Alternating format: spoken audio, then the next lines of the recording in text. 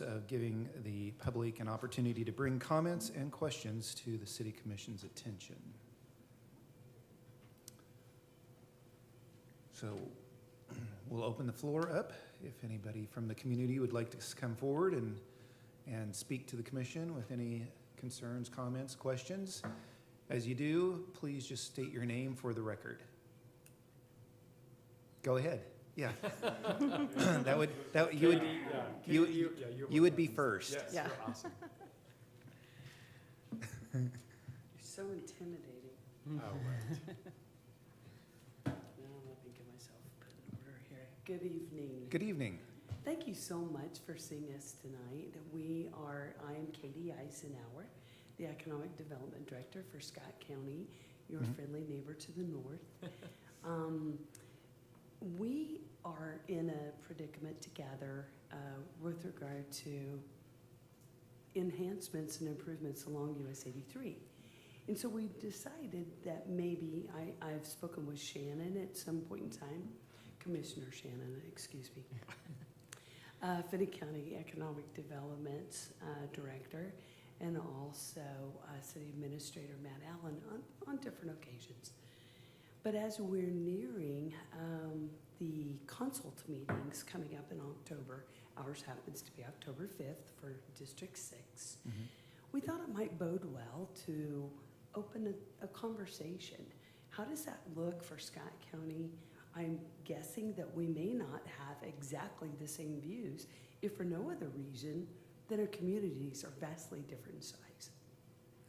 So it is the lifeblood of our town, although we're fully aware that you cannot carry on a conversation on Main Street during the day.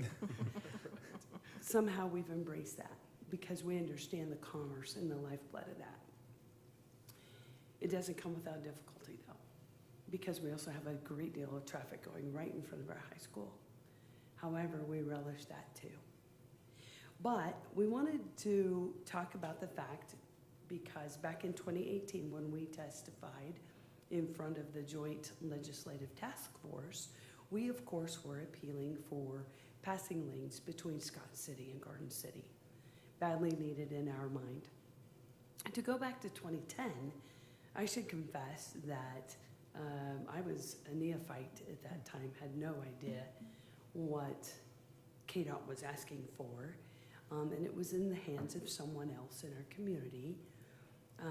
But they were doing essentially the same thing as we did preparing for IKE. However, Scott County did not, and I'll own this too, we didn't have a very good representation of what we expected to have happen. I guess, osmosis kind of thing. Well, we know that doesn't work. So anyway, this time, make no mistake about it, we knew we needed to be active. And so we were very formal in the way that we made our presentation and put together our data, and you have done the same. The question is, how does that look? So tonight I brought with me, because they share the same passions that I do, and we tend to work as a team in our town. Doesn't work well otherwise, as you well know. So I have Mary Eva Green, and our brand new, I don't even know if Brad's been on the job 2 months yet. Oh goodness, he's a 3-monther. There you go. Brad Pendergast, we're so excited to have him as our new city administrator. That is big for our community, that is a shift. And then also Lindsay Singley, my office partner, and she is the chamber director, a very vibrant chamber director, I might add. So we just wanted to come and have a very informal conversation about how that might look. To us, we're probably a little impatient, not short-sighted, just no longer wanting to tolerate the bad behaviors that are happening on 83. I experienced it today. We had wind farm parts going through town just like we do every single day, which equates to 9 vehicles, no matter how you look at it. That's just the normalcy. And then we have our vibrant grain business. We are good farmers. And I don't know if you knew this, and it's kind of a static stat because it's 2016. But back then, we were second in the state in ag production dollars and 32nd in the nation. So there's a lot of commerce going up and down our highway. You do the same. Add cattle to that, wow, cattle processing. So how does that look? Are passing lanes enough? In the short term, yes. Is it futuristic? Maybe not from your points of view. And that's what we want to learn. We'd like to invite you to come to Scott City too, and a contingency of people who would like to know the Scott City point of view, how we see it, our stats, our community, what drives it, what's our future plan. And conversely, we'd like to know what your plan is too. Do you have a date for us to show up? I do. September 14th, if that works for you. Okay, Should we say 7 o'clock like this? okay. If that's a time that you, everybody on our side of the table already has that date down, just in case. That would be, as we envision, something that would be a little bit more of a community conversation, where we would have citizens there who are interested, albeit probably passionate too. But I want them to hear from your community how it looks. Mhm. We don't know those facts. We don't know that dream and vision, but we'd like to come to understand it and be a partner to it, as we'd like to have you be a partner to ours. That's pretty much it, and that is not a single note that I wrote. Wow. Good job. But, so if you have some questions of us, that would be great. We stand for that. And then if you would like to share with us anything about your vision, Shannon has some important information that with regard to algorithms and whatnot, that I think is good to share. But how could we help you? I think more so if we go together as a coalition, as a unified voice from Western Kansas, from all of the communities that are involved, I think that would speak volumes to the individuals that are in charge of making the decisions to enhance our highways in this area. I agree with you, Mayor Sosna. And the beautiful thing for us right now is that those census numbers are out. Mhm. And boy, didn't that look good along the 83 corridor. No, I think it's an important corridor. So that's a part of the story, and Matt and I have talked about that too. Because we'll be able to hang our hat on that one. Mhm. And that goes all the way up to I-70. Mhm. So, yes, I think a unified voice would be great. And then I think we're correct to think about what's urgent and what's long range. And those are two different things. So, Definitely. I feel like I'm going to talk more, and I've just lost Matt, which is probably going to be my person to check with this. But between here and Liberal, I don't think anybody's ever advocated for passing lanes instead of dividing highways. But yet we're still getting divided highways. So I don't think asking too much is going to stop you, at least from them taking a step lower to that solution. So I'm not sure if necessarily asking divided highways would be not getting passing lanes. That's at least the experience I've seen with all the talk between here and Liberal, all the talk between Liberal going out to Wichita. Nobody's ever said, let's do passing lanes. They've said, let's do divided. And we're getting passing lanes. So if we ask for passing lanes, what are they going to give us? Just nicer shoulders, maybe? So Katie, did they do anything when you guys, because I mean, again, I wasn't, in 2018, did they offer anything as far as some work? Do you mind if I happen to have a couple extra copies of this with me? Sure. It's our testimony, word for word, AI approach. Mhm. Because I didn't know if they had offered anything where they'd said that you had presented it. Thank you. We were quite a ways down the list, Oh, okay. on a daily basis, which is part of what Double stack. Commissioner Dick has found is that the scoring system may be a bit skewed. I see. In 2010, I think if you go to the second to the last page, it will show you the 2010 map. There it is. That's KDOT's map. They already have a plan. They have some plan. And they have some easements. But, truly, if they were gonna do passing lanes, they also already have the land. So I don't know which way it'll go, but we would love to hear from you, what your vision is, and you already alluded to it a little bit. Well, I think with our communities continuing to grow and expand, and like you said, with the economic, how the recent economic studies show, we're definitely going in the right direction. We just need the infrastructure to transport the goods and materials out from our communities to the nation, well, first the state, then the nation, and then globally, because we do touch markets globally around the world, and what we make and grow and produce here in our neck of the woods in this part of the state. And we could do so much more. You're right on. Yeah. Even connecting our communities, we really see as a huge benefit. I mean, up and down the 83 corridor, we really see it as an opportunity. Like you said, as Mayor Sesson was talking about, really it's an economic engine. It is. And really just waiting, it's really revving up. And so hopefully that we can, by having that unified voice, really make something happen instead of, waiting for their plan, really us come together with a plan, so. I think that's a good idea too. Well, and it's, Timing is everything, right? Right now, rural is cool, yeah, and goodness knows that's been a day or two.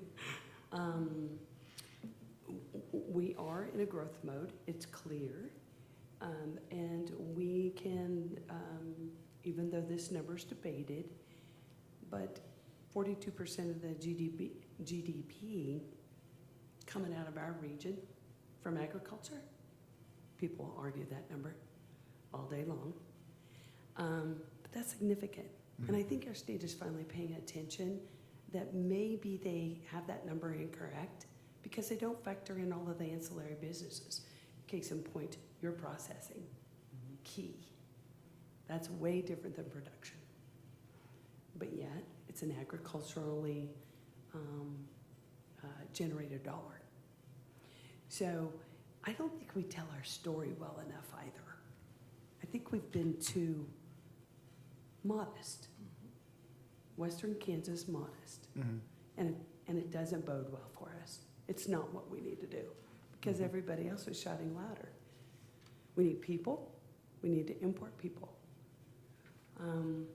We have plenty of land, and we don't need a whole lot of people to generate cash on that land. And we need to tell that story. And this highway will help us get it done. That's really all we had for you in that vein. I do want to share something. There was our emergency manager, Tim Steckline. He wasn't able to be here tonight, but he did have some things that he wanted to state because it's a real issue for him. He sees some horrific things. But he writes, in the 14-mile stretch between beginning at the Scott-Finney County line to the Scott City limit, there are 5 large-scale feed yards with a holding capacity of more than 180,000 head at any point in time. And Pokey's has a major expansion underway. And we have 4 large-scale grain facilities. He writes, a point of consideration is the volume of trucks. I'm speaking to the choir, I know that. He knows that too. The volume of trucks hauling grain feed, mineral, fuels, and other commodities to and from is incredible, and we only want it to increase. It's also hard on our highways. So, but in that same stretch, there are 8 no passing zones in that 14 miles. I would guess, I haven't counted yours, but I would guess that it's very similar on your side. Since the first testimony in October 2018, we've had 3 fatality crashes resulting in 4 deaths. That's a lot for us. It is a lot. That's a lot for us. Anyway, Tim wanted to make sure that he shared that bit of information with you folks. So, Yeah, that's what I was going to try to state earlier too. It's a safety issue for us as well, especially with the amount of traffic and the congestion we're starting to see on the major highways in this area. it seems like we would have already had passing lanes a long time ago. So we may just have to be a little vocal. Anybody else? I would love for you to. Thank you. Thank you. Thank you. Thank you. Mayor, Commissioners, thank you. Hello, thanks for being here. Yeah, well, thank you for taking the time to hear us. You know, I don't have a lot to add to what Katie said, other than to say that our communities, the citizens in our communities, are already vested in each other's communities. We're working on a housing shortage that you know, we all feel that, but you know, we're starting to get a handle on it. But our hospital is a thriving hospital. The number of people who commute from Garden City to Scott City to work at our hospital, I don't have an exact number, but it's several. We have people from Scott City who come to Garden City every day to work. So we have people traveling in between our communities, and that safety issue can't be overstated, I don't think, you know. And Katie, you know, referenced our growth. The recent census numbers are just so exciting for us to actually be above 4,000 again for the first time in a long time. That's big for us, you know. And as our housing solutions begin to take form, we see that number getting bigger. And from a commerce point of view, Scott City's success is Garden City's success. You have to know that. I know you do, because, I mean, as we grow, we'll get some small retail. We'll have maybe an additional restaurant or two. But as we grow, we're just going to have more people who are going to make that trek from north to south to shop, eat, and spend money in this community. And when we get that, we understand that, you know, that's part of it. But, you know, it just makes sense, just to overstate the obvious, I guess, that a partnership between us in trying to get this done, convincing KDOT of the need, I think is vitally important. And so we thank you for being open to that. Yes, Thank you. thank you.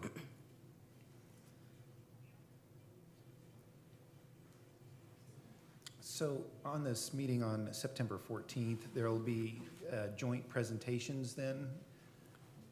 kind of a quick rundown of the agenda. Well, I don't want to create that agenda. I think that agenda should be our agenda. I mean, if truly we're going to have a unified voice, we should maybe work on that together. Matt, are you opposed to that? Okay. And that way it has more of a collaborative feel anyway. That's kind of how we roll in our town. And if that works for you guys, we'd love to operate that way there. And then conversely, I would think whatever comes out of the September 14th meeting will just feed us for if we would get together in Garden City. We'd like to reciprocate that and come down here late in September and be well prepared on October 5th with the message that they hear. So. Sounds good. Okay. Thank you very much. We'll get you the details. Okay. All right, thank you. Thank you.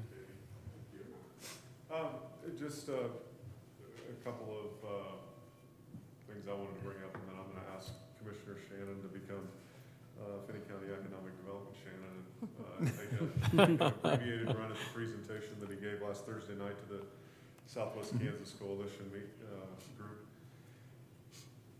First of all, I found out about 3:30 or 4 via email that the local consult meetings have been canceled in person, and they're now,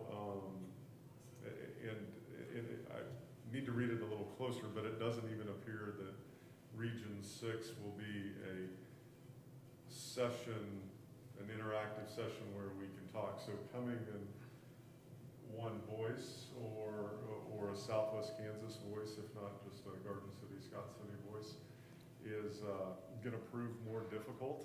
It's going to further disadvantage a rural area like ours.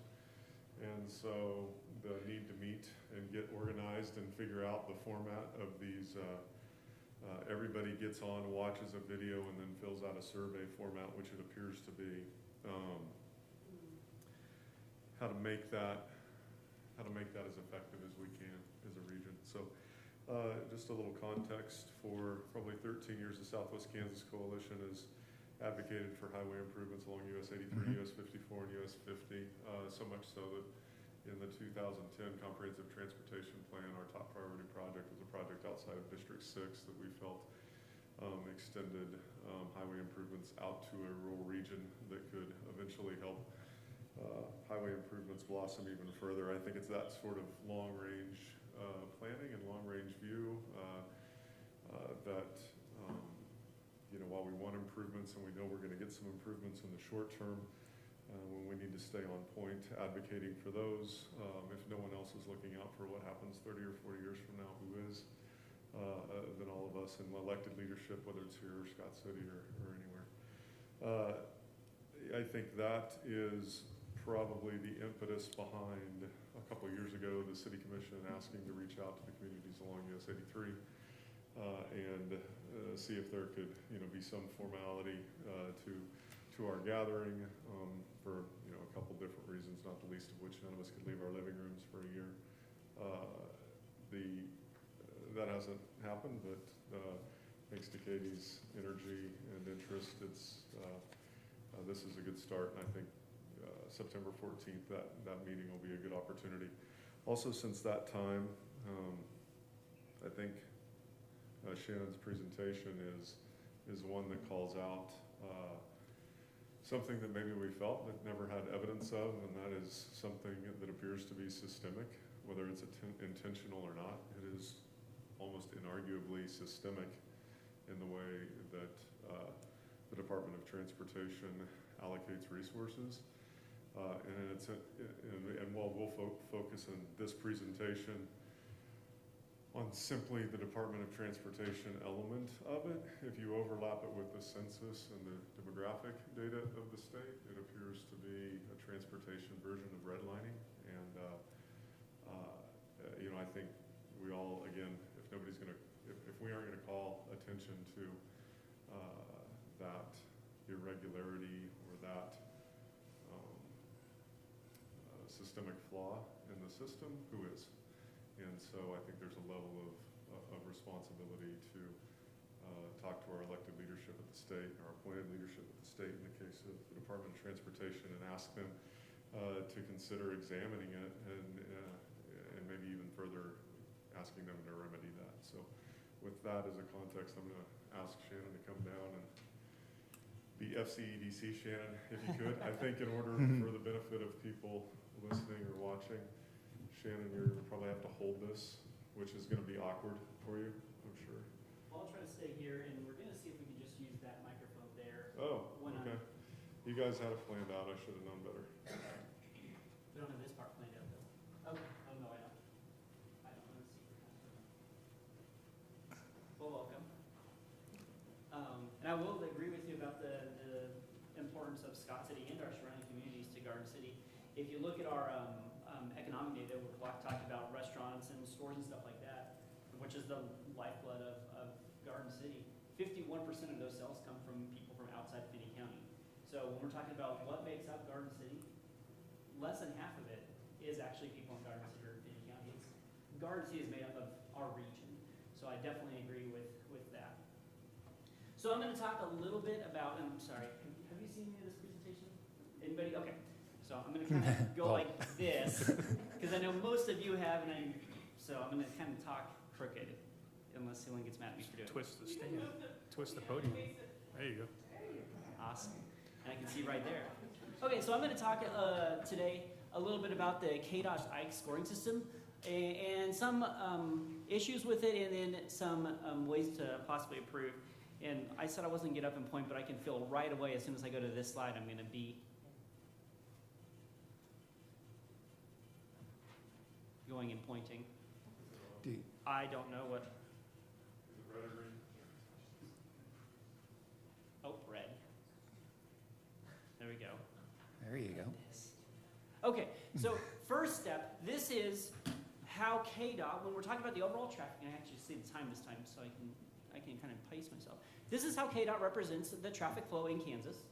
And as you can see, it's actually kind of hard to see what's going on. And we don't really get that, but you can definitely see where the interstates are. That's the dark red. But if their coloring system is really weird. And this is one of those first things like, what's going on here? Are we actually out representing what's going on in rural parts of Kansas? Some of the lightest colors is the middle of the pack when we're talking about traffic. So the first step we do, when we can just start to understand what's going on with traffic in Kansas, is let's go ahead and recolor that so that the darker the line, the more traffic there is. And just an example, look at the difference out in our area, what that to that looks like. So step one is let's just represent what kind of traffic we have out here with something representative of that traffic. So we can definitely see, if we start to color code these, the darker the line, the more traffic, the wider, the thicker the line, the more truck traffic. We can definitely see the importance of the roads between Garden City, Liberal, and Dodge, and specifically Highway 83. That's the main north-south road past west of I-25. So we can see that. So the next step is you say, well, so we have these traffic counts. What kind of traffic would we expect? Because we have a lot there. We have some dark colors there, and we know we don't have divided highways where we're at. What kind of traffic would we expect to see when we do have divided highways in rural Kansas? So not inside cities, outside of cities, but it's a divided highway. What does that traffic look like? And this is a graph of that. The x-axis, so the axis on the bottom, is the non-truck traffic. That's our car traffic. Our y-axis, the up and down, is the truck traffic. And this is in Kansas, what we expect to see. This is the counts of traffic on rural divided highways. Almost all of these are eastern Kansas. Actually, all of them are in eastern Kansas. This does not include the interstate. So step one is saying, well, what kind of traffic would we like to, or would we expect to see on these divided highways? And well, we have a really nice thing. I'm sorry, I'm supposed to go this way. No, it doesn't look here. We can see there's this line right here. We have somebody's pet projects that got a couple of roads divided that really shouldn't have been divided. But for the most part, we have this nice line that has a formula to it. And the formula says that you take your truck traffic plus 4 times your non-truck, or your non-truck traffic time plus 4 times your truck traffic. If that number is over 9,000, that's what we'd expect a rural divided highway in Kansas to look like. That's the traffic that kind of highway has. It's already divided. So let's go back and look at 5 spans of highway in Kansas. 1 is going out to Wichita, 2 is between Garden and Dodge, 3 is Liberal going out, 4 is between Garden and Scott, and then 5 is Scott up north. And that's up through Scott City, just Garden to Scott is 5. Okay, well, let's see where these plots of traffic look like. Well, this is interesting. If you look at the highways that are already divided, and you look at our highways that aren't divided, we're already putting on at least as much, if not more, traffic than those. So we already have the traffic on our non-divided, non-passing lane highways as divided highways in eastern Kansas. And remember, once you divide highways, you do get more traffic. So when they decided to divide these highways, they had less traffic than this. So we're comparing our non-divided highway traffic to divided highway traffic. Well, to me, this would be enough evidence if I was working at KDOT to say, well, we at least should get these on the plan. Like, it doesn't need to be now, but when we're talking about a long-range plan like we've been talking about, how are these not? I mean, this is enough evidence to me. But we have, oh, hold on, one other thing. So these are our projects because this is our region. And during the IKE meetings, everybody has their own pet projects. every community says, well, everybody says, and then that's what they were saying. Well, everybody has their pet projects, so we kind of have to weigh all these things. Well, and so when we were at our meetings, one of the things that we heard a lot, was that Northwest Passage from Hutchinson to Great Bend. It's like, okay, well, let's go see what kind of traffic they have on that, because that's what they were hammering on. I saw reports on KSN coming out about the Northwest Passage. Let's get that built. Let's see how that, that's kind of not as much as us. Okay, so the point is, not every community does have a project that is already putting this much traffic onto the roads. This isn't just a vanity project. This isn't a build it and they will come. This is, we've already built it, the economy. They've already come. Can we please now have the divided highways? Okay, so we have to go through the IKE process.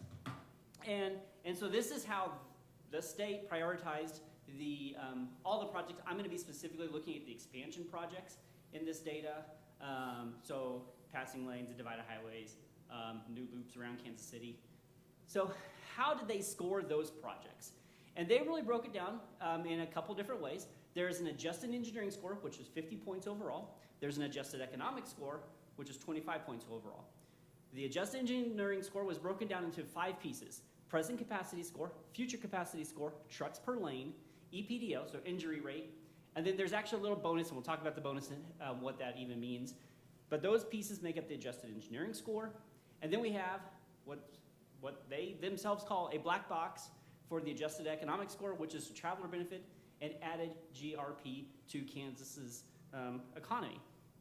So what we need to talk about first is, we're talking about like 1 to 2 to 3 to 4 to 5 point differences for each of these things. So why am I making a big deal about, well, this would have added 3 more points, or this would have added maybe 5 more points? Here's all the projects that we had in KDOT IKE. Each of those lines, the lines that go across, the horizontal, the flat lines, is 5 points.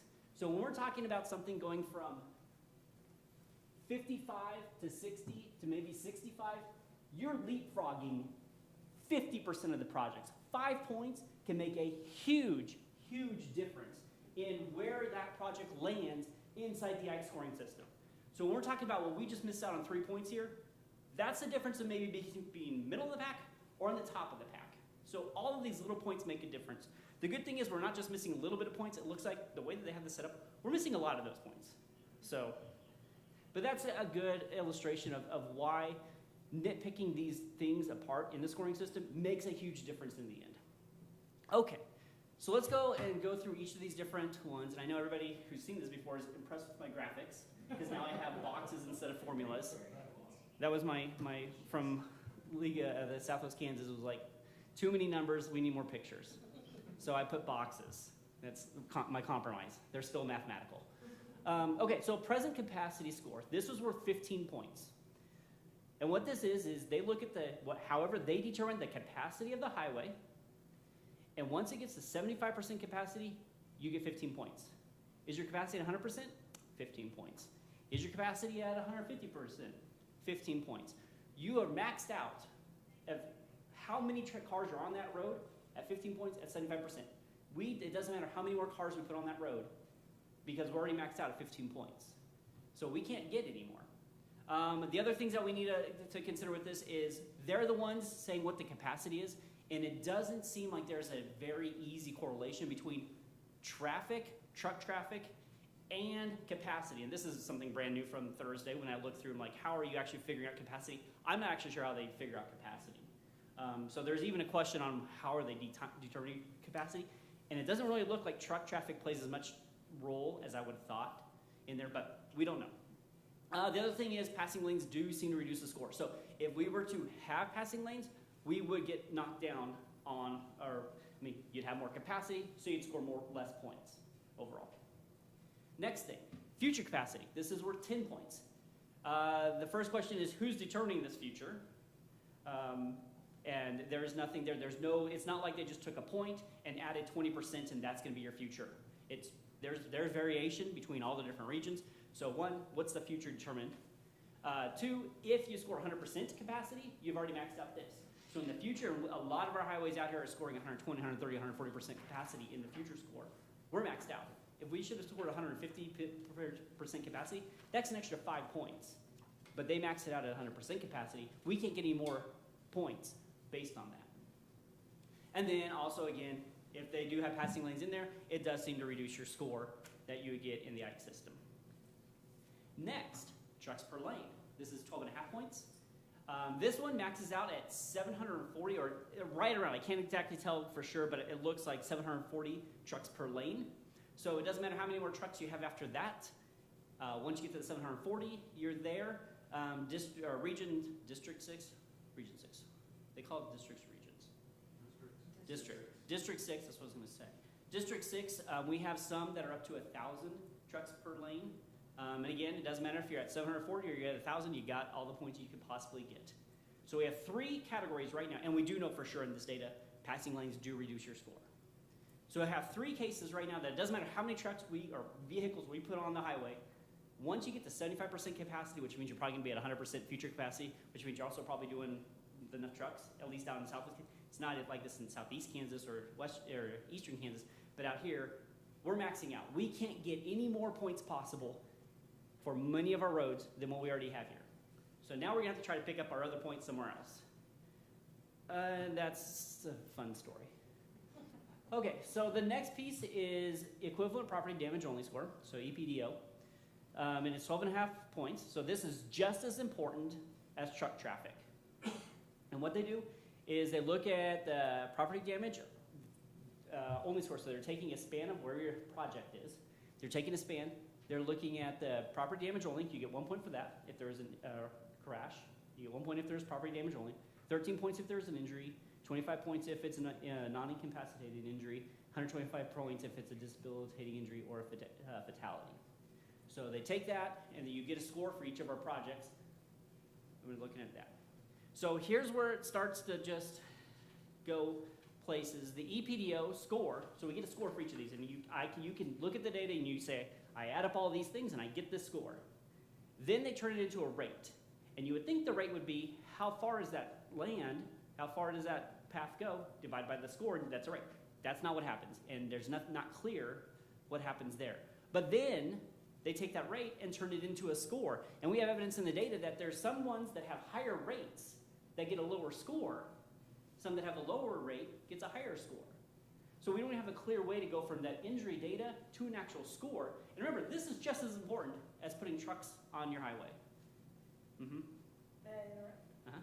So, when KDOT tells us straight out that to get an improvement on a highway, it'll fix fatality. Well, you could do it, no, debilitating injury, you could do that too. Yes, but that's not what we're usually told. So that's counterintuitive to what you just said. Well, there is a rate. They do get a score, and they do score that score into a rate. It's not clear how they turn that into a rate, and then they do take that rate and turn it into a different score. But it's not everybody who scored high in the rate is getting a high score. There's a mix in there, and I don't know what that mix is doing. But we do not score well in this section. If you look at the KDOT data, we don't score well, and it's not obvious why we don't score well. Okay.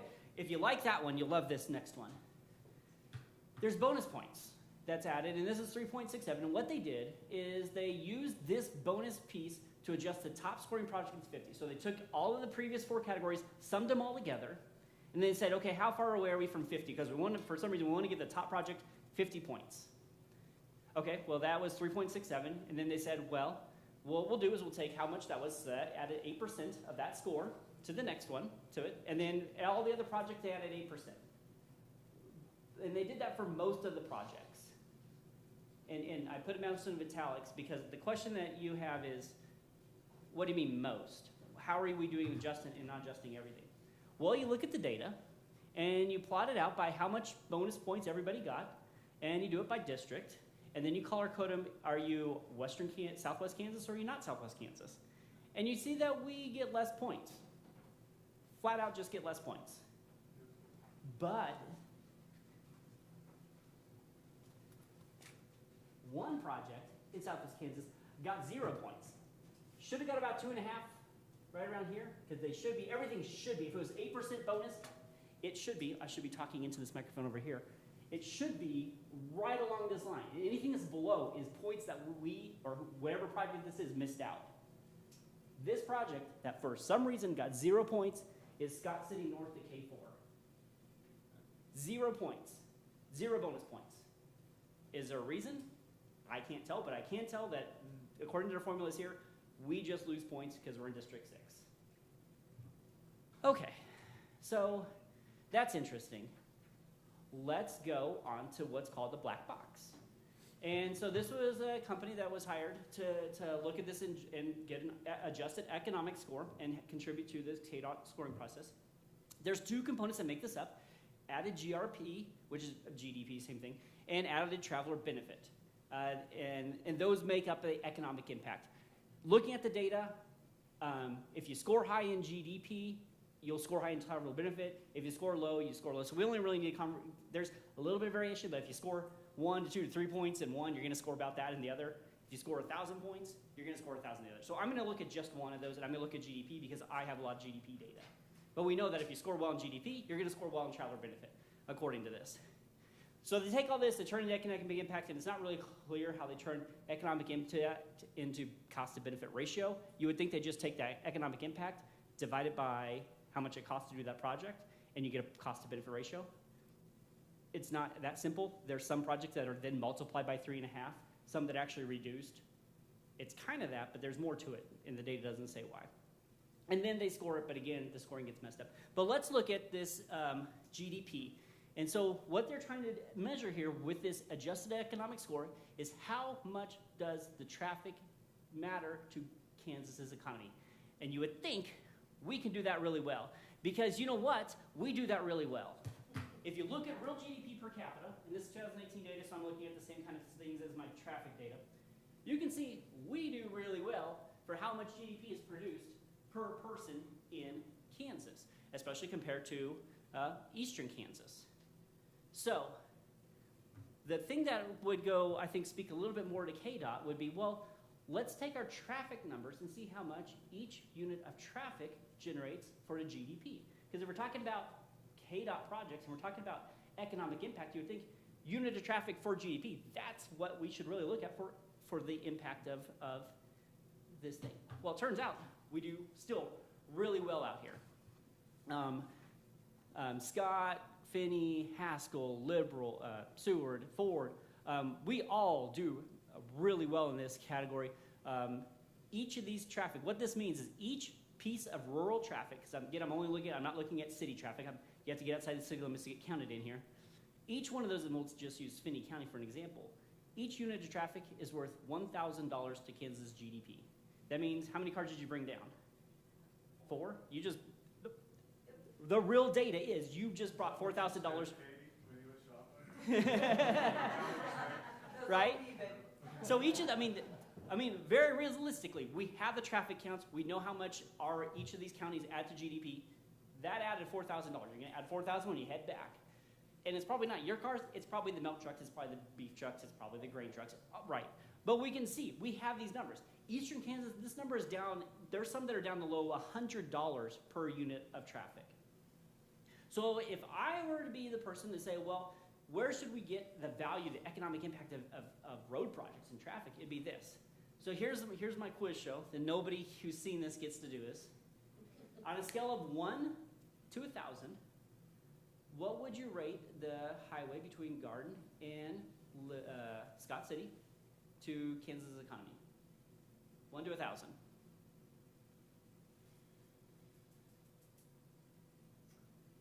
Thousands high. I'll give it a meager 850, and that might be low. 850. What about Scott City North? What would you give that? Okay, so if that's 850, then I've got to go down to 700. Okay, 700. What about a bypass around Pittsburgh, down in southeast Kansas?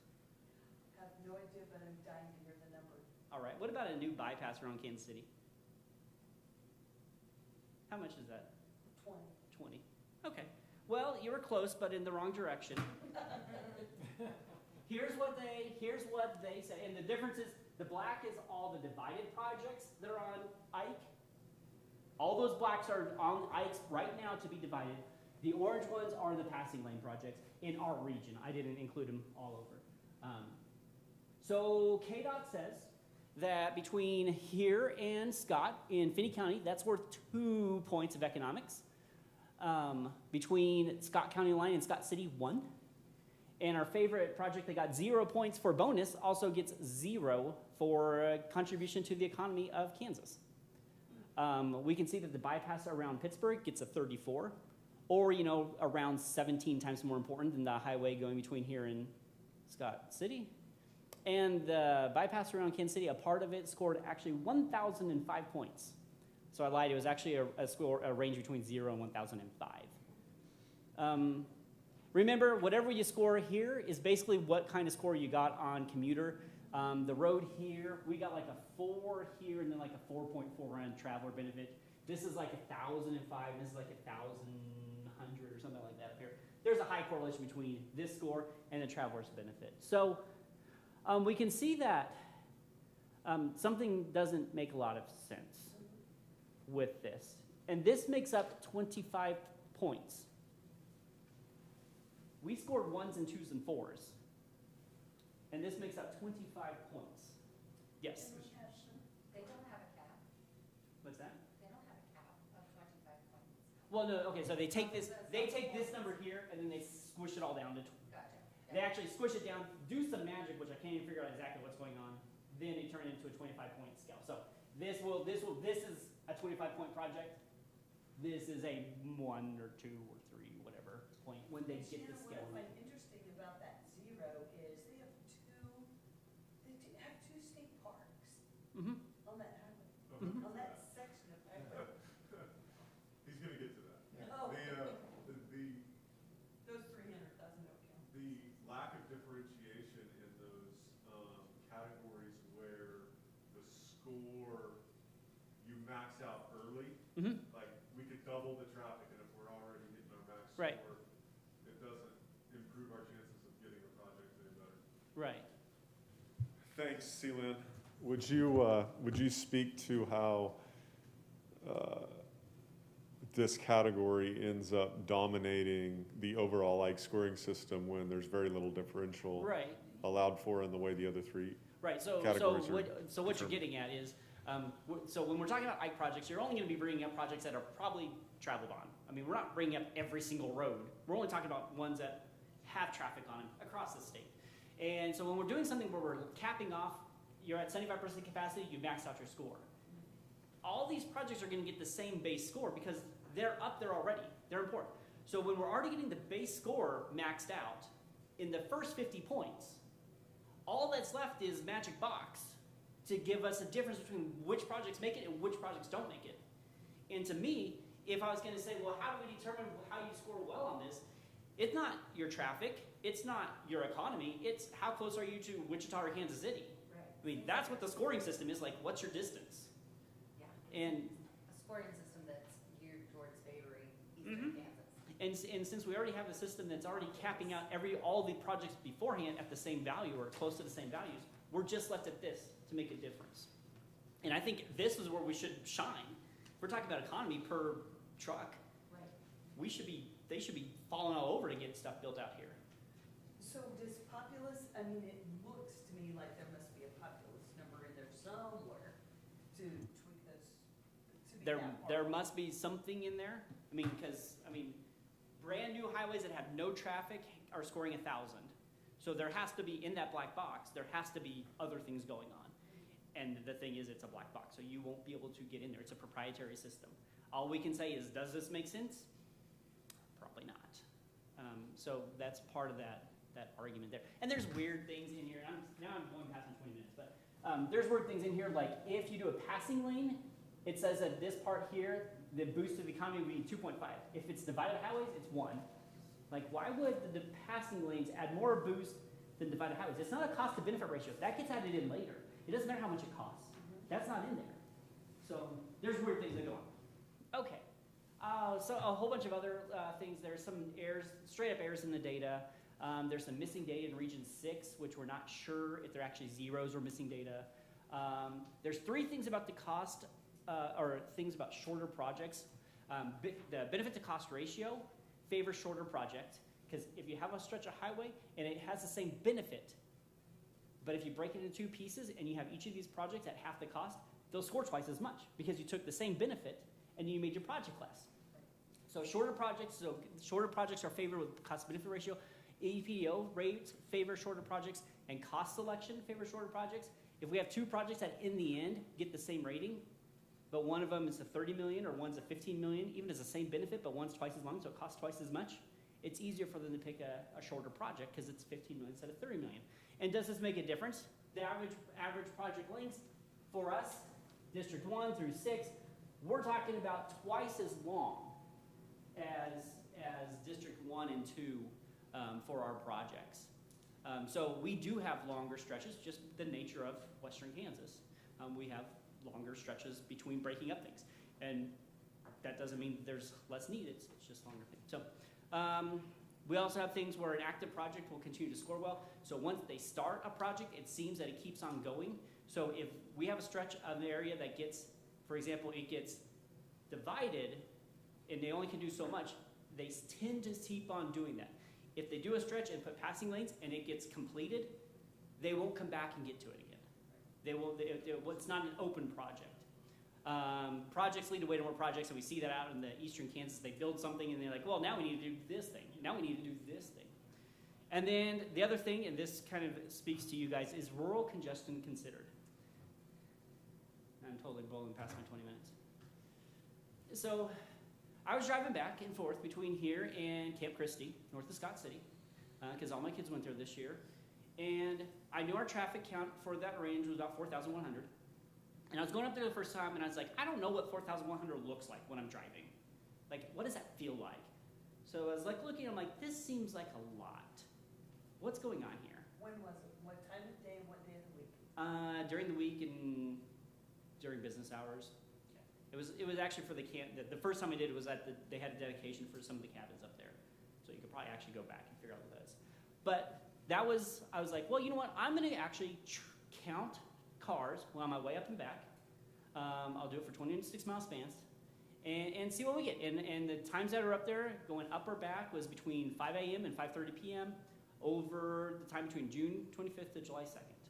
And what I did, and during that whole time, we averaged 4.4 vehicles per mile, which we're not going to talk about here, but that really leads to problems with being able to pass. It's too small to be able to pass. So, well, we can take this number, we can kind of put in a formula, and then we can take that formula and say, well, what does this work into traffic?